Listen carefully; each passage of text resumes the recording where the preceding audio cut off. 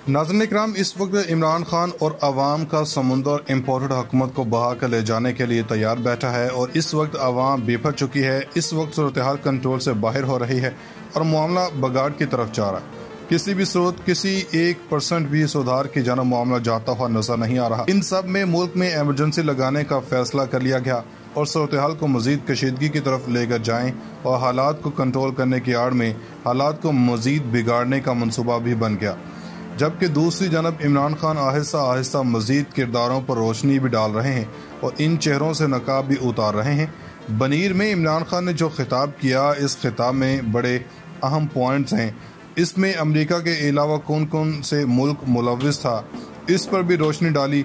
लेकिन सबसे अहम डेवलपमेंट है वो पाकिस्तान की एजेंसियों और पर सवाल उठा दिया और बहुत बड़ा मुतालबा भी सामने आ गया और एतमाद का फुकदान बढ़ता ही जा रहा है। बीच में कुछ कम हुआ लेकिन वो मजीद बढ़ चुका है। इस हवाले से भी कुछ डिटेल्स हैं जो सामने रखनी है। पेट्रोल की कीमत में इजाफे के बाद मुल्क में जो हालात हुए हैं, इसके बारे में कहा जा सकता है कि अभी तो पार्टी शुरू हुई है और हालात ख़राब होना शुरू हुए हैं। अब पेट्रोल की कीमत में इजाफे के बाद अगले 2 से 3 हफ्तों में अशिया ज़रूरिया की कीमतें बढ़नी है। इन सब में पेट्रोलियम मसनूआत की कीमतों में इजाफे के बाद वो भी सरापा एहतजाज हैं। इन्होंने सामान उठाने से इनकार कर दिया है। कराची पोर्ट कासम पर गाड़ियां खड़ी कर दी हैं और इन्हें समझ नहीं आ रही कि वो क्या करें। बंदरगाहों से माल उठाना बंद हो चुका और अगर यही सिलसिला चला तो फिर महंगी क्या, आपको ज़्यादा महंगी चीज़ भी नहीं मिलेगी। इम्पोर्ट और एक्सपोर्ट फैक्ट्रियों में खाम माल पहुँचने की कमी का खदशा भी हो चुका। किरायों में इजाफा होने जा रहा है।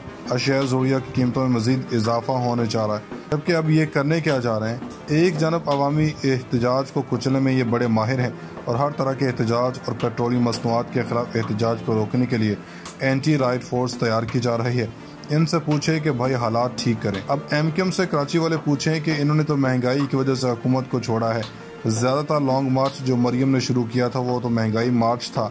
वज़ारत दाखिला ने पीटीआई एहतजाज के मुतालिक एडवाइजरी जारी की है कि शरपसंद अनासर को तलाश किया जाए तो जो मार्च में शामिल थे उनकी निशानदेही की जाए। ये डर और खौफ की फिजा कायम करने जा रहा है। फैसला ये हुआ है कि वफाकी हुकूमत ने मुल्क में मुआशी एमरजेंसी नाफिज करते हुए काबीना और वज़रा और दीगर अहम महकमों के पेट्रोल की सहूलत को ख़त्म किया जा रहा है। इसमें यह भी बता दें कि कुछ सूरत हाल इस तरह से भी ख़राब होनी है। ये बड़ा फैसला होगा, सख्त फैसले लेने हैं। वैसे तो इनके जियो और इनके हामी सहाफ़ी हैं। इन लोगों ने महंगाई का दूसरा नाम सख्त फैसले रख दिया है, मगर अब जो फैसले किए जा रहे हैं वो इनकी सियासत के जनाजे उठाने के काबिल हो रहे हैं। इनके जनाजे को अवाम भी कंधा नहीं देखी। दूसरी जानब इमरान खान ने मजीद रोशनी डाली है और कहा है कि इस वक्त इसराइल और हिंदुस्तान वो मुल्क हैं जो चाहते हैं कि पाकिस्तान टूट जाए।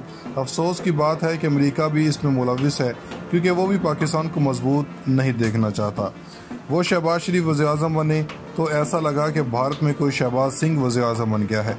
अपने खिताब में उन्होंने कहा कि कोशिश की जा रही कि गद्दारी का मुकदमा दर्ज करके रास्ते से हटाया जाए। क्या नवाज शरीफ और जरदारी मुझ पर गद्दारी का मुकदमा करवाएंगे? इन्होंने न्यूट्रल से भी सवाल किया कि कहा चाह रहा है कि मुझ पर केस करके जेल में डाल दिया जाए। जेल तो छोटी चीज़ है कि मैं अपनी जान दे दूं। वकीलों ने बताया है कि सुप्रीम कोर्ट की कुछ चीज़ों की वजाहत होना जरूरी है, यानी लॉन्ग मार्च के फैसले के आला के कोर्ट में फेंकी है। जबकि शौकत तरीन साहब ने खामोशी तोड़ी है कि एक मोतबर शख्सियत से मिले थे और कहा गया कि तसलसल को रोका गया तो मुआशरत का शिराजा बिखर जाएगा। लेकिन इस शख्सियत ने मेरी बात नहीं सुनी और ये बात इमरान खान भी करते आए हैं। कल असद उमर ने कहा कि कल हमारे लीडर ने भी कहा था कि आईएस चीफ की तैनाती के बाद हमारे ताल्लुकात ख़राब हो चुके हैं। शेख रशीद साहब जैसी शख्सियत ने कहा है कि अब बाप पार्टी क्या, अब बाप पार्टी का हकीकी बाप भी कह रहा होगा कि ये कारी हो क्या क्या। इस वक्त राना सनालो ने बदमाशी की हुई है। इन्होंने मेरी बहनों के घर रेड करवाई। याद रखें कि ये सारी उम्र नहीं रहनी है। इस वक्त लाने वाले आज वो भी सोचने पर मजबूर हो गया होगा कि ये क्या किया इनसे और इस वक्त मुल्क में चल क्या रहा है। इमरान खान के हवाले से कल हमने कुछ चीज़ें रखी थी। अब सुप्रीम कोर्ट ने लॉन्ग मार्च के हवाले से आईएसआई से रिपोर्ट तलब की है। आईएसआई ने इस हवाले से अपनी रिपोर्ट जमा करवानी है और इसमें हुकूमत की तरफ से इक़दाम जो नहीं हुए और जो हुए और पाकिस्तान तहरीक इंसाफ ने इन अहकामात की रिपोर्ट सपोर्ट की या खिलाफ वर्जी की, عمران خان نے مزید باتیں کی ہیں اور کہا کہ سپریم کورٹ سے کہتا ہوں اس کمیٹی میں سول سوسائٹی کے ممبرز بھی ڈالے جائیں۔ اس کمیٹی میں 25 مئی کو ہوا کیا تھا، اس حوالے سے کمیٹی میں سویلینز بھی موجود ہوں، یہ ایک طرح سے عدم اعتماد ہے۔ وہ اس کمیٹی کے اندر ایجنسیوں کے بندے ہونے پر اعتماد نہیں کر رہے اور وہ اس کمیٹی کی سفارشات کو پھر نہ مانے بھی نہ، اور پھر عمران خان مکمل طور پر اعتماد کرنے کی پوزیشن میں نہیں ہے، یہاں تک کہ ISI پر بھی ان کا اعتماد نہیں ہے۔ سویلینز کو ڈالے جانے کے بارے میں ان کا کہنا ہے کہ ان کی بات پر اعتماد ہوگا، جس کے بعد سپریم کورٹ کو دیکھنا ہوگا۔ افسوس کی بات ہے کہ امریکہ بھی اس میں ملوث ہے، کیونکہ وہ بھی پاکستان کو مضبوط نہیں دیکھنا چاہتا۔ وہ شہباز شریف وزیر اعظم بنے تو ایسا لگا کہ بھارت میں کوئی شہباز سنگھ وزیر اعظم بن گیا ہے۔ اپنے خطاب میں انہوں نے کہا کہ کوشش کی جا رہی کہ غداری کا مقدمہ درج کر کے راستے سے ہٹایا جائے۔ کیا نواز شریف اور زرداری مجھ پر غداری کا مقدمہ کروائیں گے؟ انہوں نے نیوٹرل سے بھی سوال کیا کہ کہا چاہ رہا ہے کہ مجھ پر کیس کر کے جیل میں ڈال دیا جائے۔ جیل تو چھوٹی چیز ہے کہ میں اپنی جان دے دوں۔ وکیلوں نے بتایا ہے کہ سپریم کورٹ کی کچھ چیزوں کی وضاحت ہونا ضروری ہے، یعنی لانگ مارچ کے فیصلے کے اعلیٰ کے کورٹ میں پھینکی ہے، جبکہ شوکت ترین صاحب نے خاموشی توڑی ہے کہ ایک معتبر شخصیت سے ملے تھے اور کہا گیا کہ تسلسل کو روکا گیا تو معیشت کا شرازہ بکھر جائے گا، لیکن اس شخصیت نے میری بات نہیں سنی اور یہ بات عمران خان بھی کرتے آئے ہیں۔ کل اسد عمر نے کہا کہ کل ہمارے لیڈر نے بھی کہا تھا کہ IS چیف کی تعیناتی کے بعد ہمارے تعلقات خراب ہو چکے ہیں۔ شیخ رشید صاحب جیسی شخصیت نے کہا ہے کہ اب باپ پارٹی کا حقیقی باپ بھی کہہ رہا ہوگا کہ یہ کاری ہو کیا۔ اس وقت رانا ثناءاللہ نے بدماشی کی ہوئی ہے، انہوں نے میری بہنوں کے گھر ریڈ کروائی۔ یاد رکھیں کہ یہ ساری عمر نہیں رہنی ہے۔